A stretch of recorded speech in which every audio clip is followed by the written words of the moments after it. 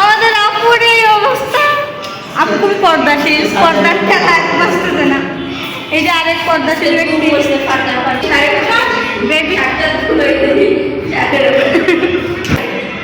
আমাদের তাহিরা বেগম আজ একা এসেছে,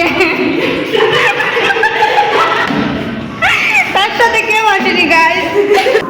আমি তাকে ভিডিওতে নিয়ে নিয়েছি। আমাদের আপুর ভাইয়া নাকি পপুলার টিকটকার। আমরা এখন একটা দাঁড়াই যেটা ঘেটে দেখবো। যারা বেশি পর্দা করে তারা আসলে নাচটা হয়, বেশি নাচটা। সে আজ সেজে গুজে এসেছে, টিপ দিয়েছে, চুলো ডিজাইন করেছে।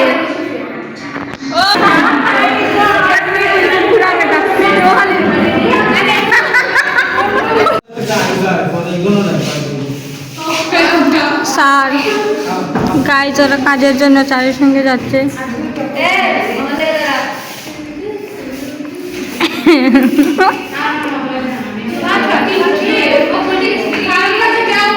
আঁকা মাকাম করতে খুব ভালোবাসে। অযথা কাজে আমি যাই না, খুবই আজেরা কাজ এটা। এই যে স্যার এখন তাদেরকে কাজ দেবে, আমি এখানে মজা করবো, বাট ওরা কাজ করবে। এটা কার ময়না জানেন? এটা হচ্ছে আমাদের প্রীতির ময়না। ওর ময়না, আমি মাসি তো তাই একটু খুলে নিয়ে বসে আছি।